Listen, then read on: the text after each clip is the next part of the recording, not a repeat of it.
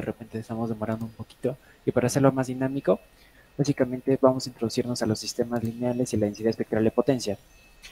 Sabemos que estos desempeñan un papel crucial en el diseño y análisis y sobre todo la optimización de los sistemas de comunicación modernos, ¿no?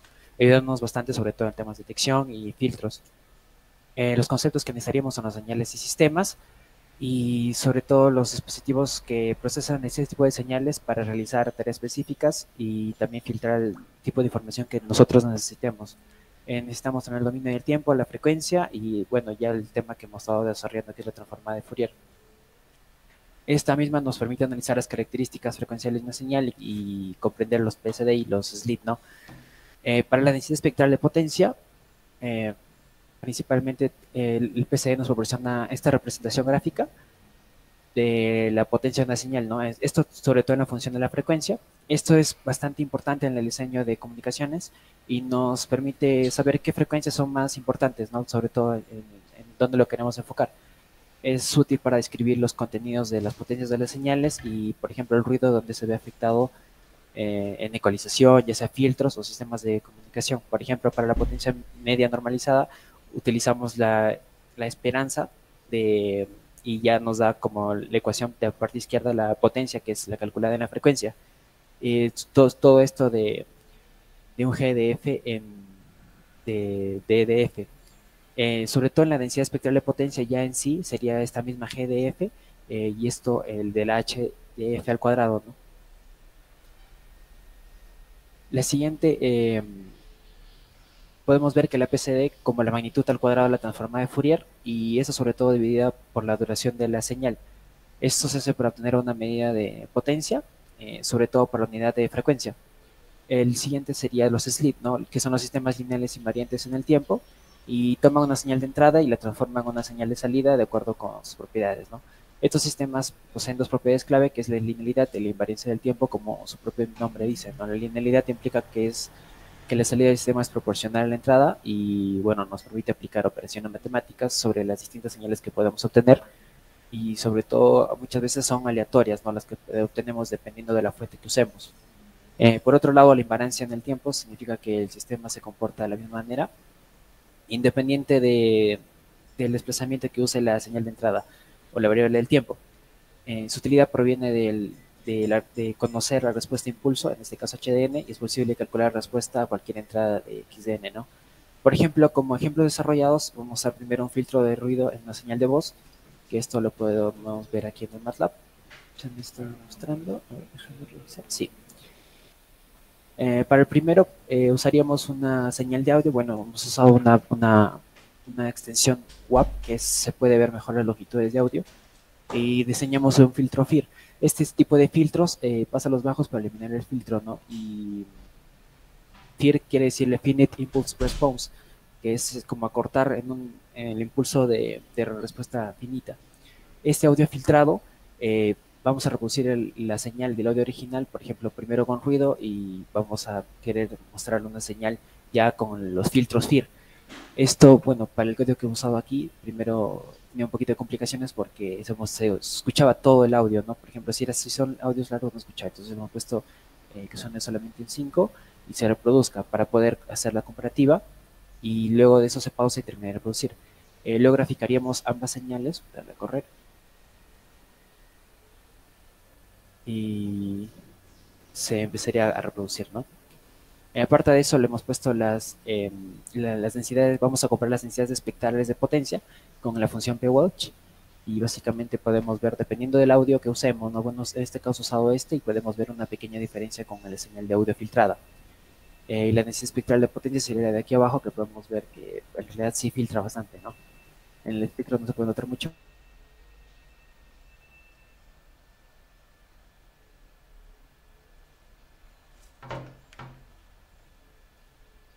No, bueno, conclusión del primer ejemplo. Básicamente el filtro FIR nos permite tener una versión filtrada y la reproducción de ambas señales, las gráficas del dominio del tiempo, que podemos ver una pequeña reducción eh, y la comparación de densidades espectrales, ¿no? De potencia, sobre todo el PSD, que revela una disminución en la energía de las frecuencias no deseadas, la señal que hemos tomado, en este caso un audio,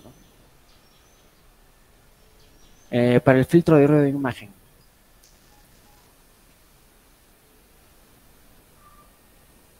Bueno, en este caso he tomado esta imagen y lo primero que hemos hecho es convertir una imagen a una escala de grises si esto es necesario, ¿no?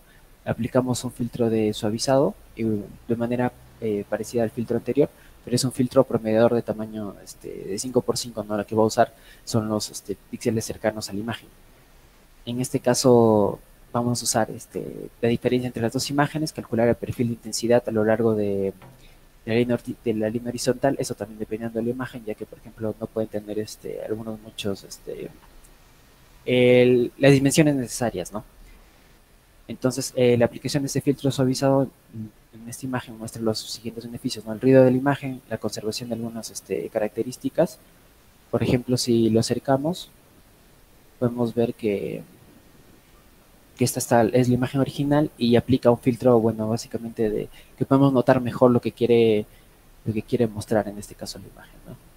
Y esta sería, por ejemplo, la diferencia entre la imagen y la suavizada. Esto depende mucho de la imagen, pero sí podemos ver que quita y filtra eh, bastante, o al menos ruido que puede llegar a interferir, ¿no? Que podemos ver incluso en las aplicaciones en electrocardiogramas que me mencionaban, y muchas veces en el impacto médico. Esto es una alternativa que ya se está usando incluso con inteligencias artificiales, eh, y que se está dando básicamente desde ya un buen tiempito, ¿no? La siguiente, que también es parecida, es la imagen con ruido gaussiano.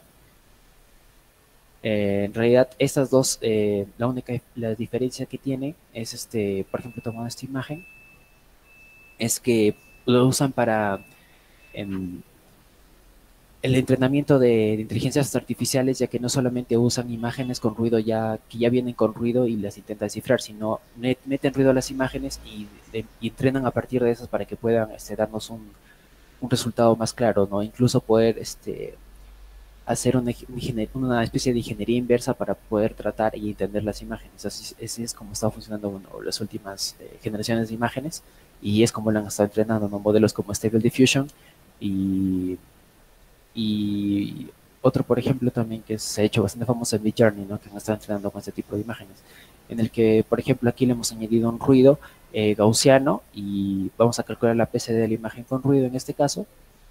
La normalizamos y ajustamos un umbral de filtro, ¿no? En este caso va a ser bastante pequeño para que para que se note el cambio aquí en la imagen y que se esté filtrando lo que necesitemos. Finalmente vamos a aplicar un denoise o un filtro de ruidos a través de Slit, y nos va a quedar como la imagen que vemos, como la tercera imagen que podemos observar. Las siguientes, bueno, lo tomé de un ejemplo que publicó el ingeniero Q, pero además de eso le quise poner, por ejemplo, el tema de ecualización. ¿Por qué es importante esto? Ya que el cálculo de la densidad espectral de potencia eh, nos va a dar, por ejemplo, dónde se centra el 80%, por ejemplo, en este caso, la densidad de potencia para obtener el índice, ¿no?, de la frecuencia.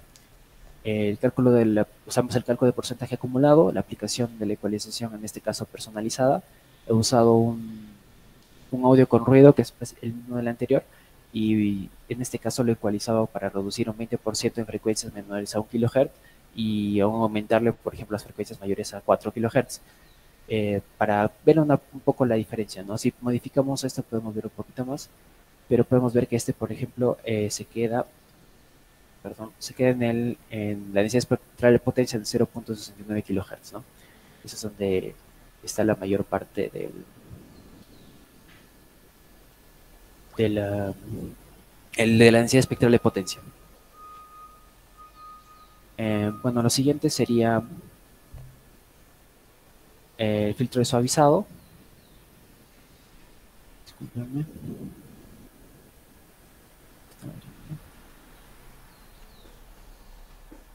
Bien, Este ya lo está mostré, ¿no? El filtro disponible. suavizado, y básicamente eso sería todo, ¿no? Entre las aplicaciones de la vida real, como bien estábamos viendo, serían las comunicaciones inalámbricas. Tenemos que el PCD es esencial por este tipo de espectros, ¿verdad? Y se usa el SLI también, la modulación y demodulación de señales para transmitir la información de manera confiable, básicamente. Y también depende a dónde lo queramos enfocar. El procesamiento de señales de audio, ampliamente usado hoy básicamente para aplicarle filtros de noises, y últimamente también en temas de producciones musicales, incluso espectros de audio de comunicaciones inalámbricas. En el tema de redes de datos es importante sobre todo la transmisión de datos confiable y dependiendo de cómo lo usemos, ¿no? Ya que podemos tener, por ejemplo, bastante ruido en temas inalámbricos y son fundamentales para evitar la pérdida de datos y tener una transmisión confiable y eficiente, ¿no? El tema de corrección de errores también y enrutamiento. Y el final sería el procesamiento de imágenes, bastante, bueno, me pareció al menos personalmente un tema bastante interesante en los últimos años, de que cómo se han venido desarrollando las redes neuronales y cómo se han venido entrenando, eh, se utiliza, ¿no? Para analizar el tipo de contenidos espectrales. Y algo que me olvidé mencionar aquí en la primera es que en realidad, por ejemplo, para entender esta imagen, usan lo convierte, ¿no? A aplicar un noise, pero también lo saca una imagen de formato UNT. ¿Esto porque trata de entender la imagen y básicamente lo usa como una especie de vector. Entonces, no solamente le aplica ruido, sino lo digitaliza. Y bueno, para terminar, ¿no? Como conclusión, los sistemas lineales invariantes de tiempo son esenciales para comprender y básicamente eh, se puede usar desde comunicaciones, el tema médico, procesamiento de audio, redes de datos y que sean confiables los datos que vamos a transmitir. No se busca sobre todo la seguridad y manejarlo sobre todo de manera responsable. Eso sería todo.